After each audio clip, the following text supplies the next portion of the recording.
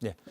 네, 그렇다면은 그 바이든 당선인이 선출된 그 원동력, 즉 미국인들의 표심은 어땠는지, 그다음 또 현재 트럼프 대통령이 승복을 어떤 식의 절차를 거칠지, 과연 언제쯤 할지, 거기에 따른 파장은 어떤지요. 저희가 전문가 연결해서 한번 알아보겠습니다. 안병진 경희대 미래문명원 교수 좀 연결돼 있습니다. 안 교수님 안녕하세요. 네, 안녕하세요. 네, 이 미국 대선에서 바이든 후보의 승인을 분석하는 것도 중요한데 그거보다는 저희는 먼저 트럼프 대통령의 패배한 원인부터 좀 한번 살펴보고 싶습니다. 어떻습니까? 네, 아무래도 뭐 바이든 지지보다는 트럼프에 대한 반대의 여론이, 그러니까 대통령답지 못하다라고 하는 네. 그런 여론이 더 컸던 것 같아요. 그래서 그거를 민주당이 잘 활용한 전략을 썼다라고 할까요? 네. 그러니까 이거를 민주당 내부에서 빅텐트 전략이라고 하던데요. 네. 어, 그야말로 트럼프의 어떤 안정감 없는 코로나 대처에 대해서 좀 불안감, 대통령답지 못하다고 느끼는 모든 유권자들, 예.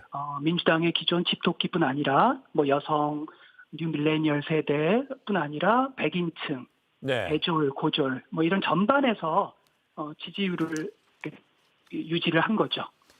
그런 점에서 바이든에 대한 지지라기보다는 예.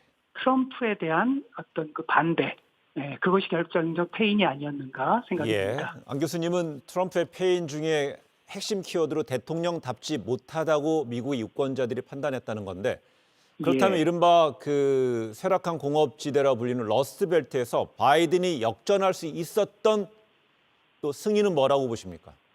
네, 뭐 원래 그곳이 블루월이라고 하는 네. 민주당의 좋은 지지주였죠. 네. 근데 이제 2016년 대선에서 힐러리 여사가 백인층들을 특히 이제 소구력을 못 가졌어요. 호감도가 떨어졌고. 근데 CBS 출구조사를 제가 어젠가 한번 보니까 네. 네, 안 교수님. 네. 그럼 그 잠시 과거에는 뭐 예.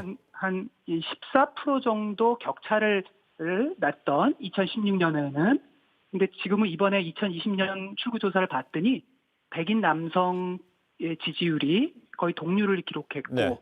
또 고졸도, 물론 고졸은 여전히 이제 트럼프 대통령의 표밭이긴 한데 예. 러스트벨트에서는 보니까 힐러리 여사보다는 한 10% 정도는 더 얻은 것 같아요. 어허. 출구조사니까 뭐 100% 정확하진 않지만 예.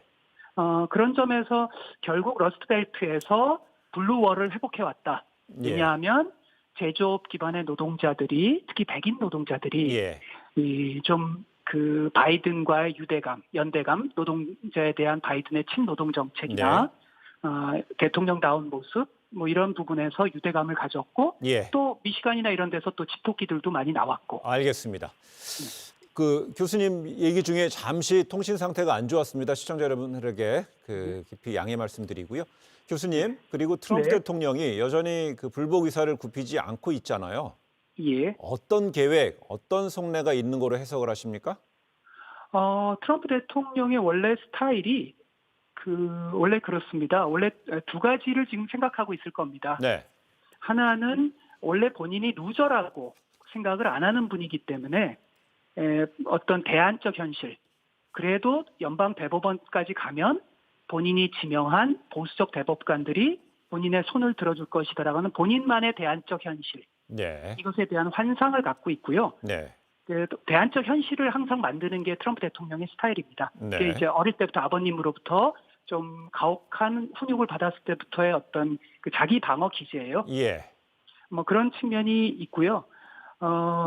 그리고 또 사실 이렇게 본인이 전략적으로 생각했을 때 아직은 한 1%, 2%는 또 반전시킬 가능성이 있다. 본인의 네. 열광적 지층이 있으니까. 네. 뭐 이런 데 대한 판단, 또 이제 그 이후에 민주당과의 딜에 대한 생각, 네. 그러니까 본인이 뉴욕 남부검찰청으로부터 본격적인 이제 민간인이기 때문에 수사가 될 겁니다. 네. 그렇게 되면 굉장히 본인으로서는 일생일대의 과거 카지노 파산과는 비교도 할 수 없는 일생일대 개인적 위기입니다. 예. 따라서 최대한 이것을 끌고 최대한 본인의 지지층들을 열광적으로 결집시켰다가 이후에 마지막 뭐 조금이라도 유리한 딜을 받아내기 위한 뭐 부동산 업자로 평생을 살아오면서 배운 알겠습니다. 방식이죠. 심리적 기제가 작동하고 있고 마지막에 혹시 재검표에서 뭔가 뒤집어질 가능성을 본다는 것이고요. 혹시나 예. 임기 후에 닥칠 수 있는 이른바 수사라든지 소송에 대한 대비책일 수 있다는 진단이신데, 근데 현재 그 미국 전역 주요 지역에서 특히나 경합 지역에서는요, 트럼프 대통령의 지지자들의 항의 시위가 지금 계속 이어지고 있다고 외신은 전하고 있는데, 미국 사회 이런 혼란한 정국 언제까지 이어질 거로 분석합니까? 뭐 글쎄요. 뭐 이건 뭐 트럼프 대통령만이 아는 거죠. 예. 그러나 현재 예상컨대 지금 트럼프 가족들도 지금 분열이 돼 있고요. 네. 지금 언론을 통해서 나오는 소식을 보면 부인 멜라니 여사는 트럼프 대통령보다 상식적인 사람이거든요. 네. 그러니까 멜라니 여사 입장에선 참 이게 용납하기가 어렵죠. 뭐 가족들도 분열돼 있고, 그 다음에 이제 그 자신이 기대하는 소송전들이 계속 기각될 테고요. 그러니까 미국의 법원 시스템이 이렇게 뭐 가벼운 곳이 아니라서 보수이든 진보이든 분명한 근거를 가지고 소송이 제기돼야 되는데요. 네. 지금 계속 기각되고 있지 않습니까? 네. 그런 점에서 이제 소송들이 기각돼 나가면서 사실상 트럼프 대통령이 서서히 동력을 잃어버리는 상황으로 치닫지 않을까. 예. 그러면요. 그렇게 예견이 됩니다. 예, 안 교수님. 지금 현재까지 상황으로는 트럼프는 재선에 실패했지만 이른바 역대 두 번째로 많은 7천만 명 이상의 미국인들이 투표를 했습니다. 트럼프에 투표를 했는데 이른바 트럼피즘, 이 트럼프 열풍이 좀 쉽게 가라앉지 않을 거라는 분석도 있는데 현재까지 트럼프 대통령 다음 대선, 그러니까 2024년 대선에 또 도전할 가능성도 좀 있다고 봐야 되는 건가요? 아주 가능성이 높습니다. 예. 네, 트럼프 대통령은 평생 자신의 트럼프 브랜드 이거를 가꾸는 것으로 인생을 사는 분이시기 때문에요. 네. 이분이 미디어 어떤 재벌을 추구하거나 혹은 대선을 나가거나 궁극적 그 꼭지점은 본인에 대한 나르시즘, 본인의 브랜드입니다. 그래서 만약 뉴욕 남부검찰청이나 어떤 수사가 본인에게 어느 정도 불리하게 작용하지가 않고 계속 신분을 유지할 수 있다면, 네. 그렇다면 이분은 어떤 형태든지 간에 정치에 나오거나 혹은 미디어 재벌을 추구할 겁니다. 알겠습니다. 네, 지금까지 안병진 그 경희대 미래문명원 교수 연결했습니다. 고맙습니다. 예, 감사합니다. 네.